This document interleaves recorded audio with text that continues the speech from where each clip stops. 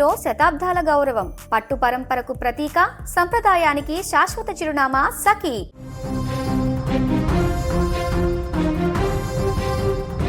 మదనపల్లి ఆసుపత్రిలో కులవర్ధన్ అనాథ శవంగా మిగిలిపోయాడు. కన్నతల్లే కాదంది ఆ కసాయి మృతదేహాన్ని.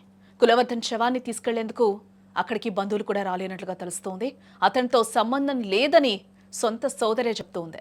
సొంత వాళ్లే చీత్కరించుకుంటున్న వైనం కనిపిస్తోంది. మున్సిపల్ సిబ్బంది అంత్యక్రియలు చేసే ఛాన్స్ కూడా ఇక్కడ కనిపిస్తోంది. లోకం మెచ్చిన పని చేస్తే కన్నతల్లి గర్విస్తోంది. కానీ లోకం చీత్కరించుకునే పని చేస్తే అదే కన్నతల్లి కడచూపుకు కూడా నోచుకోలేరు. సరిగ్గా ఇదే పరిస్థితి ఇప్పుడు నిందితుడు కులవర్ధన్ విషయంలో కూడా కనిపిస్తోందని కూడా మనం చెప్పుకోవచ్చు. అభం శుభం తెలియని పసి మొగ్గను తుంచేసిన ఆ కిరాతకుడి ముఖం చూసేందుకు కూడా సొంత వాళ్ళు అస్సలు ఇష్టపడటం లేదు. వాడు నా కొడుకు కాదు అని తల్లి, వాడితో మాకు సంబంధం లేదని సోదరి తెగేసి చెప్తూ ఉన్నారు. ఇప్పుడు చిన్నారి రిషిక ప్రియను అత్యంత క్రూరంగా అంతం చేసిన ఈ మృగాడు చెరువులో శవమై తీరటం ఒక ఎత్తైతే, ఇప్పుడు ఆ శవాన్ని తీసుకునేందుకు ఎవరు ముందుకు రాకపోవటం ఇక్కడ గమనార్హం.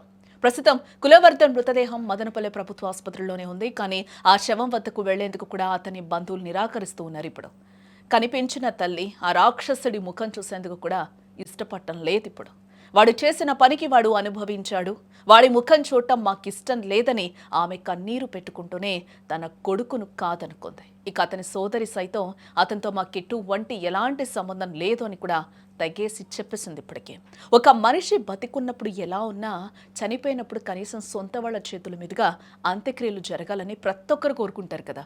బట్ కులవర్ధన్ చేసిన పాపం అతనికి ఆ అదృష్టాన్ని కూడా మిగల్చలేదనే కనిపిస్తోంది. బంధువులంతా మొహం చాటేయడంతో ఆ కిరాతకుడి మృతదేహం ఆసుపత్రిలో అనాథగా పడి ఉంది. బంధువులెవరూ రాకపోవడంతో చివరకు మున్సిపల్ సిబ్బంది అతడికి అంత్యక్రియలు నిర్వహించే అవకాశం ఇక్కడ కనిపిస్తుందని కూడా మనం చెప్పుకోవచ్చు.